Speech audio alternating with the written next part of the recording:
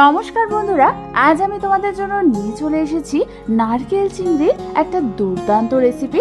যে রেসিপিটা তোমরা বাড়িতে খুব সহজেই বানিয়ে নিতে পারবে। আর গরম গরম ভাতের সাথে কিন্তু এই নারকেল চিংড়িটা দারুণ লাগে খেতে।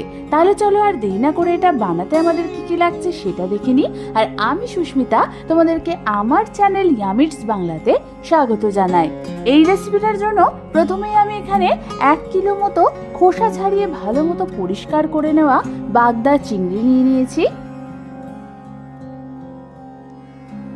এবার এই চিংড়ির মধ্যে আমি একে একে দিয়ে দেবো 1 চামচ পরিমাণ নুন আর 1 চামচ পরিমাণ হলুদ গুঁড়ো। নুন আর হলুদ গুঁড়োটা আমাদের চিংড়ি মাছের গায়ে ভালো মতো মাখিয়ে নিতে হবে। তোমরা দেখো আমাদের চিংড়ি মাছের গায়ে কিন্তু নুন হলুদ ভালো মতো মাখানো হয়ে গেছে।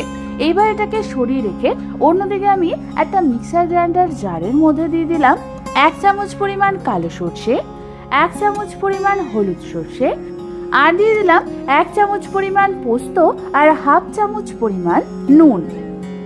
এবার প্রথমেই আমাদের এই সর্ষে আর পোস্তটাকে মিক্সিতে ভালো মতো ঘুরিয়ে নিতে হবে, যাতে সর্ষে আর পোস্তটা ভালো মতো গুঁড়ো হয়ে যায়।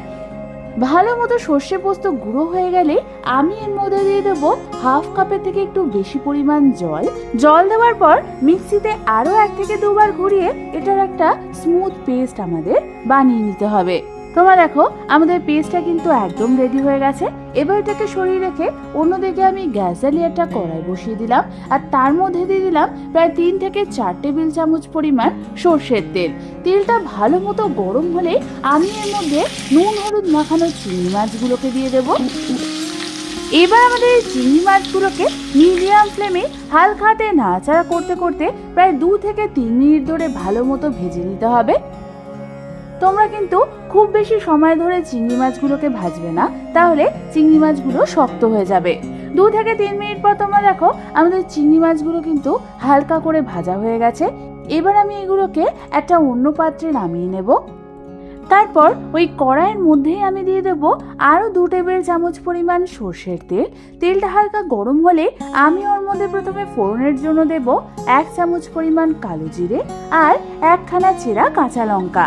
ফোড়নটাকে হালকা হাতে একটু নাড়াচাড়া করে নিয়ে আমি এর মধ্যে দিয়ে দেবো 1 চামচ পরিমাণ নুন দেওয়ার পরে আমি এর মধ্যে দিয়ে দেবো একখানা মিডিয়াম সাইজের পেঁয়াজ বাটা। এই পেঁয়াজ বাটাটা তেলে দিলেই তেল ছিটকোয়, তাই জন্য আমি আগের থেকে এর মধ্যে নুন দিয়ে দিলাম। এবার আমাদের এই পেঁয়াজটাকে প্রথমে মিডিয়াম ফ্লেমে ভালো মতো নাড়াচাড়া করতে করতে কষিয়ে নিতে হবে। প্রায় 3 থেকে 4 মিনিট ধরে পেঁয়াজটাকে কষানোর পর আমি এর মধ্যে দিয়ে দেবো 1 চামচ পরিমাণ আদা রসুন বাটা। এই আদা রসুন বাটাটা দিয়ে হালকা হাতে একবার ভালো মতো নাড়াচাড়া করে নিয়েই আমি এর মধ্যে দিয়ে দেবো 1 চামচ পরিমাণ হলুদ গুঁড়ো, 1 চামচ পরিমাণ কাশ্মীরি লাল লঙ্কার গুঁড়ো আর দিয়ে দেবো 1 চামচ পরিমাণ জিরের গুঁড়ো। মশলাগুলো সব দেওয়ার পর আমাদের এটাকে লো টু মিডিয়াম ফ্লেমে ভালো মতো নাড়াচাড়া করতে করতে কষিয়ে নিতে হবে। মশলাটা যাতে কষতে কষতে না পুড়ে যায়, তাই আমি এর মধ্যে দিয়ে দেবো কিছুটা পরিমাণ গরম জল। তারপর জল দিয়ে ভালো মতো নাড়াচাড়া করে নিয়ে আমাদের এই মশলাটাকে কষিয়ে নিতে হবে যতক্ষণ না এর থেকে তেল বেরিয়ে আসছে। বেশ কিছুক্ষণ পর যখন মশলাটার থেকে তেল বেরিয়ে আসবে তখন আমি এর মধ্যে দিয়ে দেবো একখানা মিডিয়াম সাইজের টমেটো আর 1খানা কাঁচা লঙ্কা বাটা। আর আমি এর মধ্যে দিয়ে দেবো 1/2 কাপ পরিমাণ কোরানো নারকেল। এবার আমাদের আরও একবার সমস্ত কিছুকে ভালো মতো নাড়াচাড়া করে মিশিয়ে নিয়ে কষতে রেখে দিতে হবে মিডিয়াম ফ্লেমে প্রায় 2 থেকে 3 মিনিটের জন্য। 2 থেকে 3 মিনিট পর যখন এর থেকে তেল বেরিয়ে আসবে তখন আমি এর মধ্যে দিয়ে দেবো বানিয়ে রাখা পোস্ত আর সর্ষের পেস্টটা। আর দিয়ে দেবো 1খানা চেরা কাঁচা লঙ্কা আর স্বাদ অনুযায়ী চিনি। এবার আমাদের সমস্ত কিছুকে ভালো মতো নাড়াচাড়া করে নিয়ে কষিয়ে নিতে হবে আরও 2 থেকে 3 মিনিটের জন্য। 2 থেকে 3 মিনিট পরে আমি এর মধ্যে দিয়ে দেবো ভেজে রাখা সমস্ত চিংড়ি মাছগুলোকে আর দিয়ে দেবো স্বাদ অনুযায়ী নুন। তারপর সমস্ত মশলার সাথে চিংড়ি মাছটাকে আমাদের ভালো মতো নাড়াচাড়া করতে করতে মিশিয়ে নিতে হবে। মিডিয়াম ফ্লেমে প্রায় 2 থেকে 3 মিনিট ধরে ভালো মতো নাড়াচাড়া করার পরে আমি এর মধ্যে দিয়ে দেবো মেজারমেন্ট কাপের প্রায় 1 কাপ পরিমাণ গরম জল। তোমরা যেরকম গ্রেভি চাও সেই অনুযায়ী এখানে জল দেবে। জলটা দিয়ে হালকা হাতে একটু নাড়াচাড়া করে নিয়ে আমি এটাকে মিডিয়াম ফ্লেমে ঢাকনা চাপা দিয়ে রেখে দেবো প্রায় 4 থেকে 5 মিনিটের জন্য।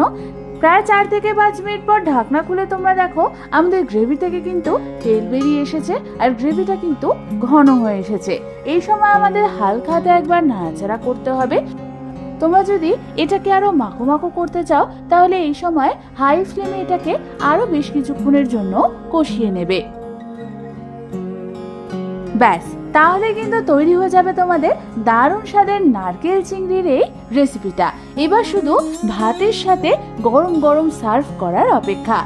তাহলে একটা দারুণ স্বাদের চিংড়ি মাছের রেসিপি শিখিয়ে দিলাম তো, আর দেরি কেন, বাড়িতে যে কোনো একদিন এটা ঝটপট বানিয়ে ফেলো আর বাড়ির সকলকে খাইয়ে ফেলো। এই রেসিপিটা বাড়িতে ট্রাই করলে আমাকে কমেন্টসে জানাতে কিন্তু একদম ভুলো না। আর রেসিপিটা ভালো লেগে থাকলে একটা লাইক অবশ্যই করে দিও। এরকম দারুণ দারুণ রেসিপি আমার কাছ থেকে আরো পেতে হলে আমার চ্যানেলটাকে কিন্তু ঝটপট সাবস্ক্রাইব করে নাও। আজ তাহলে এই পর্যন্তই, আমি আবার চলে আসবো তোমাদের কাছে নতুন কোনো রেসিপি নিয়ে।